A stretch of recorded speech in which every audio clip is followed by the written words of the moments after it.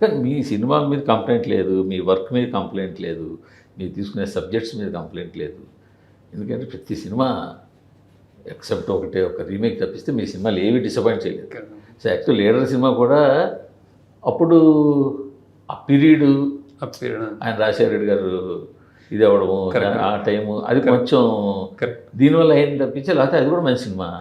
So అందులో మంచి పాటలు అందులో కూడా. బట్ మీ దగ్గర వచ్చినకి ఎందుకు బాగా డిలే, ఎందువల్ల అది అంటే మాస్టర్ క్రాఫ్ట్ అనాలా ఏంటి?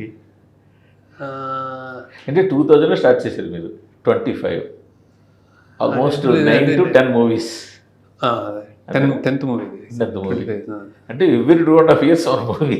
అంటే నేను మాస్టర్ క్రాఫ్ట్ అని కథ పరంగానే అంటే ఏది తీయాలి, ఫస్ట్ ఏది తీయాలనే దగ్గర నాకు 1 year అవుతుంది. అంటే ఇది అవసరమా, ఇది డబ్బు ఇంత టైము, మన మెంటల్ ప్రెషర్, ఇదంతా అవసరమా, ఇది సమాజానికి ఇది అవసరమా, ఏదో అంటే ఇది ఈ టైంలో ఇది కావాల్సిందా, ఇది కరెక్ట్ చేస్తున్నామా యంగ్స్టర్స్ కానీ ఎవరికైనా ఇట్లాంటి ఒక 6 నెలలు అది 1 year పోతుంది. 6 నెలల నుంచి 1 year పోతుంది డిసైడ్ చేసుకోవడానికి ఇచ్చేసి. అది మెల్లగా 6 నెలల టైంలో రాయడం స్టార్ట్ చేస్తావు ఇది ఓకే అని. ఆ తర్వాత దాన్ని తీయడం అనేది ఇంకోటి. దాన్ని తీయడం ఎలా తీయాలంటే రియల్ ఇది ఈ సినిమాకి ఈ కళ నాది. జనరల్గా ఈ కళ ఏది అరువు తెచ్చుకోండి అనిపించింది. అంటే మీరు చూసి ఉండరు, నేను చూసి ఉండను, ఏ సినిమాకి పోలికగా ఉండదు. సో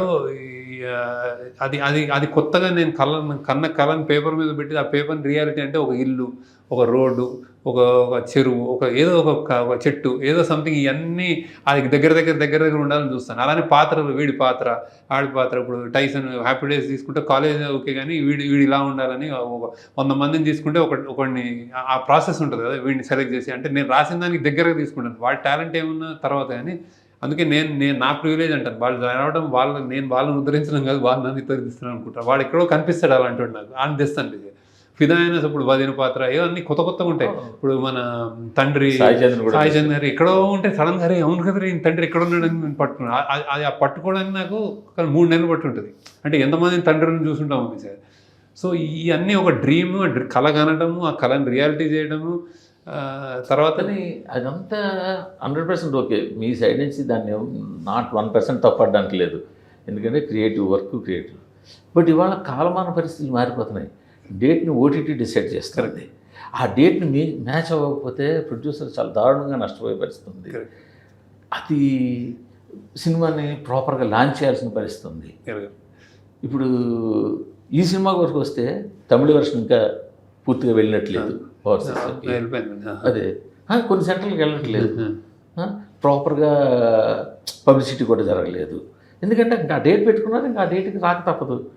సో మీదేమో మీ క్రియేటివ్ వర్క్తో బిజీ. ఇదంతా కొంచెం అంటే ఇప్పుడు ఈ కాలమాన పరిస్థితి మీరు అడాప్ట్ చేసుకోవాల్సి ఉంటుందేమో కదా. చేయాలంటే బేసిక్గా నెక్స్ట్ మనకు లెర్నింగ్ ఉంటుంది. అంటే ఈ డిక్టేటింగ్ ఇప్పుడు మనం నేను ఇప్పటిదాకా డేట్ అనుకుని సినిమా చేయలేదు.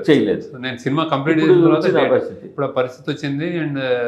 అండ్ స్టార్స్ ఫస్ట్ టైం స్టార్స్తో చేస్తున్నాను. సో అంటే వాళ్ళని ఒక కాల్ షీట్ నేను మళ్ళీ ఇంకేం కావాలనుకుంటే ఇంతకుముందు నా చైతన్య సాయి కానీ వాళ్ళందరూ నాకు ఇప్పుడు నా చైతన్య నాకు మొత్తం సినిమా చేసేస్తే నా సినిమా తప్ప ఇంకేం లేదనమాట అలా.